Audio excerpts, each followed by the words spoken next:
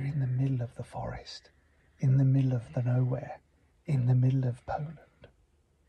It feels like we're in Jurassic Park. It sounds like we're in Jurassic Park. It's literally like booming bison sounds through the forest constantly. It's like they're talking to each other. So cool. How do they sound? No, that's a girl goat. Well, I'm a girl bison, aren't I? No, girl bite, really? Yeah.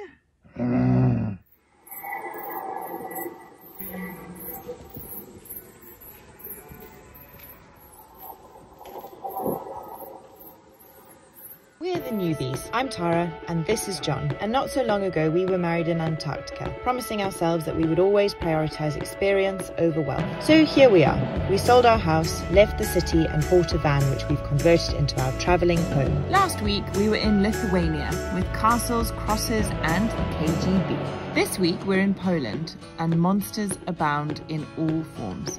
From the forests on the Belarus border to the Nazi death camps and onto castles inhabited by dragons. If you're enjoying our videos, please do hit that subscribe button just below and give us a thumbs up. We would be so grateful. We really would. Car snacks! Yeah, that's not bad, is it? We are on our way to Poland and I'm reliably told by an app on my telephone that there's sunshine over that way. And it's going to be 26 degrees. The obligatory film of the border crossing. 300 metres, continue straight to stay on Droga Krajot 16. Always interrupted by Google. We've arrived in Poland and very excitingly are spending the night in this amazing forest where they have a programme for breeding European bison. I'd say that we've got off to a great start, but John's just cooked my sunglasses. Somebody went and left them on the gas hob. Are you very proud of yourself, my love? I'm cooking a salmon for supper, my darling. Yeah, but you darling, my sunglasses weren't on the menu. Look what you've done!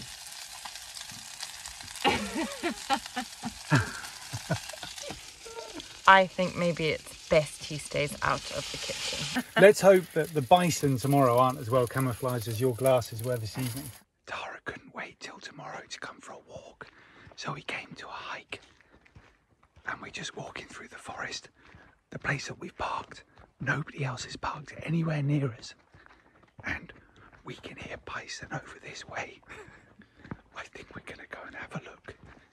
Safe distance though, of course, because they're big buggers.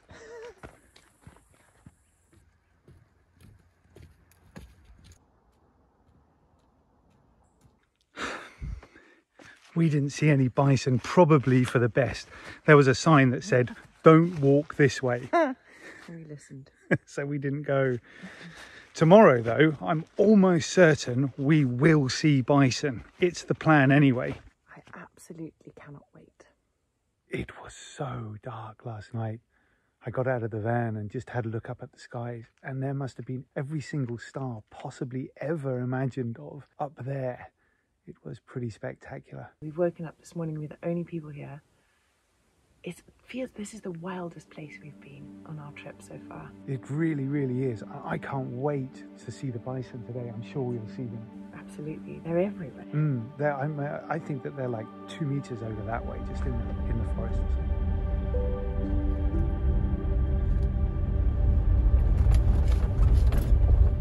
We're off on a game drive. We are. It feels like that, doesn't it? It really does, yeah.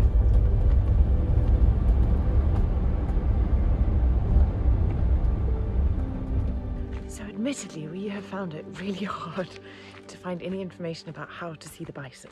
So the reviews online basically saying that the best time to see the bison is first thing in the morning. They come out into the fields, so then you can get a really clear view of them. Of course, it's getting later in the day now, so it might be that today the only way we can see them is by going into that reserve. We came into a kind of a reserve where they have a breeding program, right? Yeah, I think it's not a zoo. Not a zoo, It's but where they breed the bison. Yeah, so anyway, we've already now seen bison and Right, a big one, massive. And we've also seen red deer. And I think some of the sounds we were hearing last night was definitely the roar of a red deer because it's rutting season at the moment. Yeah, and they are really noisy. Like this. That's how they're doing it. That's how you wooed me, isn't it, darling? I did the same, yeah, I did the same. It works. He's a red deer. Strawberry blonde. Strawberry blonde.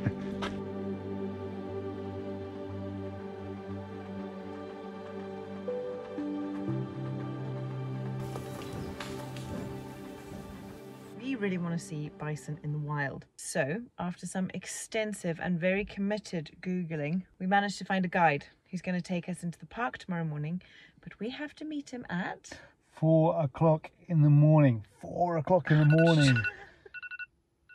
Oh. Should we go see some buffalo? bison. Bison. 4 in the morning. Oh man, that hurts.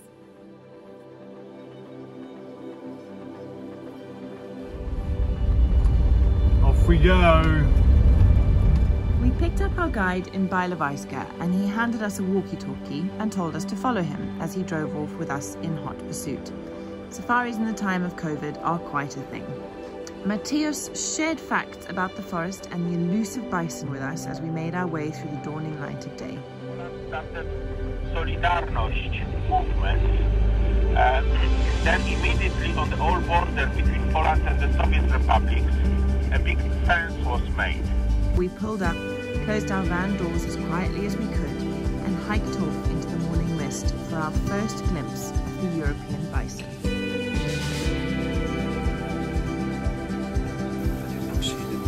Yeah, you can, and the mist and the light is very pretty.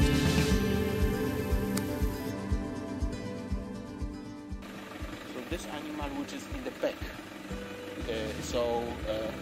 left from this single male, it's a female. So this is the male. On the right hand side there's a female, and behind there's a female.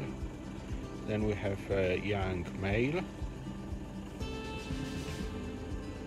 We have already seen 2 groups of bison this morning. As the sun has been rising, the shots have become a little bit clearer, so we're off to see another herd now. Beautiful morning.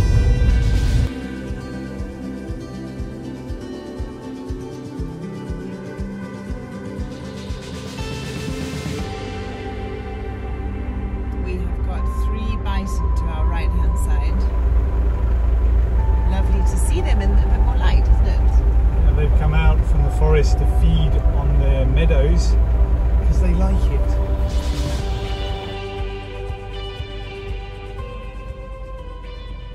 We are back from our safari and it was amazing. We saw 3 different, was it 3 or 4 different sets of bison, love? What? 3 or 4 different sets of bison did we see? We saw 3 sets of bison this morning and it was epic. So cool. And our guide, whose name was Matthias, Yeah. was incredible. Favourite piece of information. Yeah. That stork's nest on top of the lampposts and on top of the telegraph poles, they can weigh up to 2,000 kilos. That is incredible. From here we are off towards Krakow, where we're going to visit the salt mine, go to Auschwitz and also spend some time in the city of Krakow.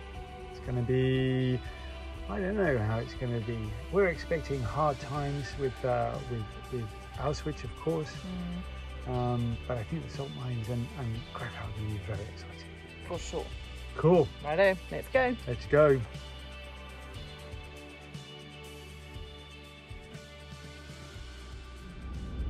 So this morning we are off to Auschwitz.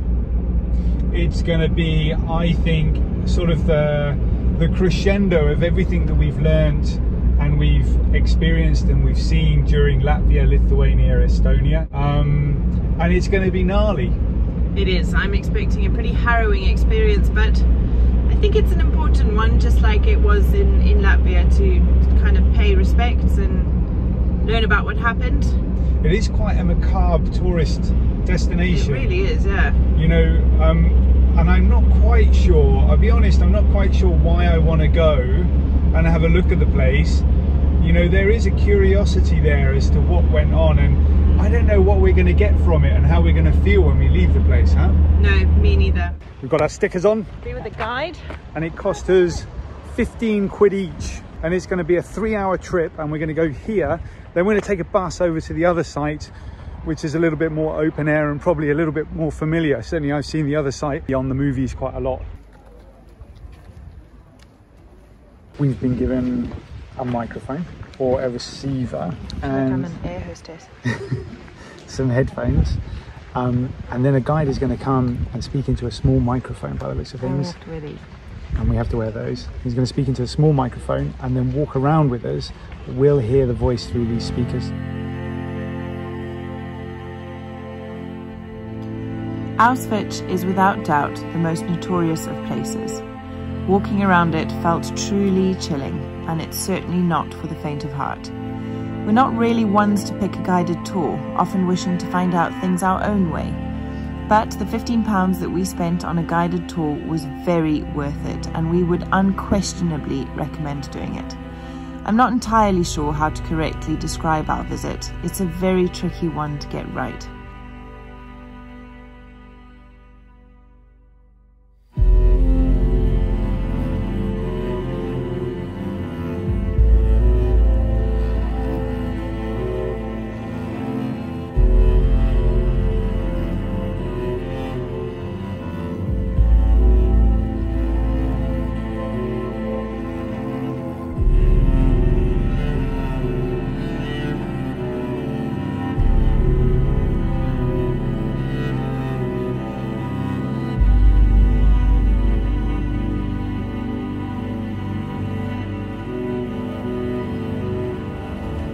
After visiting Auschwitz, we took a short bus ride across to Birkenau and reconnected with our guide, learning more about the tragic history of these locations.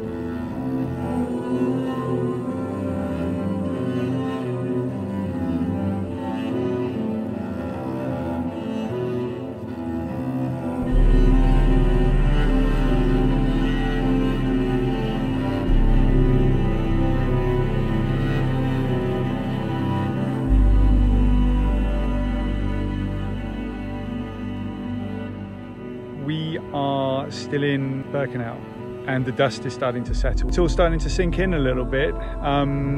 Earlier we were thinking, oh, should we make a little bit of a film and do a little bit of a chit chat about it, but it just didn't feel like it, you know? No, I think there's a level of respect here that needs to be observed for sure. Suffice it to say, it's a harrowing visit, but very important, and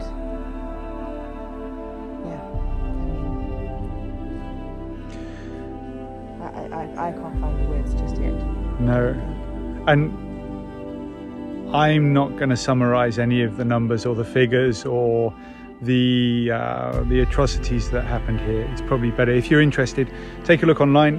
It's all over the place. I'm fairly confident of that. But overall, Auschwitz and this place, Birkenau, are really, really, really worth a visit. It's worth doing. We left Auschwitz behind us and decided that it was the last gnarly history lesson we needed for a while. The Nazi-Soviet subject has seemed to follow us closely for the last 4 countries. So, after a restless night's sleep, we headed into Krakow for some colourful streets and castles, and at last we pushed our way through a bunch of other tourists. Yay for the travel industry.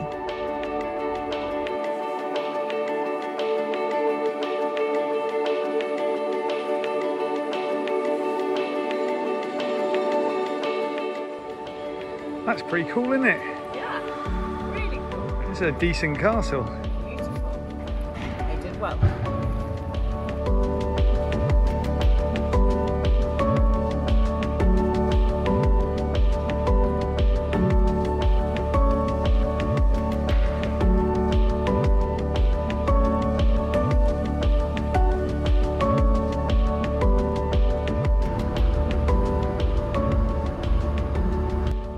Just arrived at the salt mines outside Krakow. Very excited. This place looks amazing. Well, in the pictures it looks amazing, doesn't it? We'll see. So we're going to go down, actually down in mine shafts today. And they've even carved out a chapel underground out of salt. They've done that just for us. I doubt that. We've got a guided tour. This cost us around about £15 each.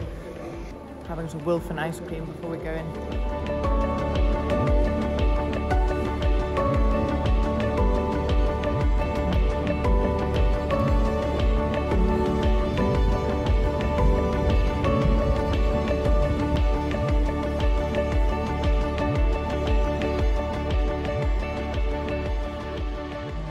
So there are 250 kilometres worth of tunnels down here. Amazing, isn't it? That's pretty cool. And it goes down 300 metres. We're not going that deep though. The oldest part of this mine is from the 13th century. That's astonishing, isn't it? That's amazing. After a hard day's toil down in the mines, the miners would often stay behind to make carvings. And it is no exaggeration to say that they are amazing. The fresh air down in the mines has preserved the salt carvings, so today we wander awed into chapels with chandeliers and past ornate carvings that are all cut from salt. Even the floor is carved into the salt, and the chandelier crystals too. It really is incredible. So that's the Wajkowska salt mine. Wajkowska salt mine. And that's a wrap from Poland. It is indeed. We are loving putting these videos together and sharing our travels, and if you're enjoying them, please make sure that you hit that subscribe button just below. It's just literally below. It takes 2 seconds. Hit the subscribe. It would mean a lot to us.